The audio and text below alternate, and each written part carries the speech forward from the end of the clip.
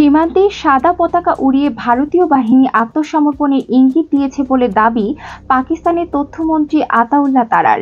বুধবার সাংবাদিকদের সঙ্গে আলাপকালে তিনি একথা বলেন। দেশটির সংবাদ মাধ্যম জিও নিউজ এক প্রতিবেদনে এ তথ্য জানিয়েছে।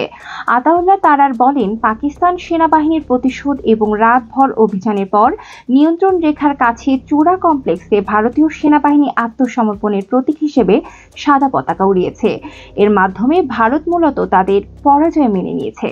তথ্যমন্ত্রী আরও জানান, ওই এলাকায় পাকিস্তানি সেনাবাহিনী শত্রুপক্ষের বেশ কয়েকটি পোস্টে ব্যাপক ক্ষয়ক্ষতি ঘটিয়েছে। আতাউল্লাহ তারার বলেন, ভারতীয় গণমাধ্যমেও পাকিস্তানের গুলিতে ভেঙে পড়া ভারতীয় বিমান বাহিনীর ধ্বংসাবশেষ দেখানো হয়েছে। ভারতীয় বাহিনীর সাধারণ নাগরিকদের ওপর হামলা চালালেও পাকিস্তান সশস্ত্র বাহিনী কেবল সামরিক লক্ষ্যবস্তুতে আঘাত এনেছে এবং সেগুলো ধ্বংস করেছে। গত 22 এপ্রিল ভারত নিয়ন্ত্রিত কাশ্মীরের পেহেলগামে পর্যটকদের ওপর সন্ত্রাসী হামলায় 26 জন নিহত হওয়ার পর ভারত ও পাকিস্তানের মধ্যে উত্তেজনা তুঙ্গে ওঠে। উভয় দেশের সীমান্তরক্ষীরা কাশ্মীর সীমান্তে গোলাগুলি শুরু করে। এরই ধারাবাহিকতায় মঙ্গলবার মধ্যরাতে পাকিস্তানের কাশ্মীর ও পাঞ্জাবের 9টি জায়গায় ক্ষেপণাস্ত্র হামলা চালায় ভারত।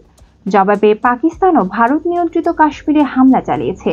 এসব পাল্টাপাল্টি হামলায় পাকিস্তানে 8 জন এবং ভারতে 3 জন নিহত হওয়ার খবর পাওয়া গেছে।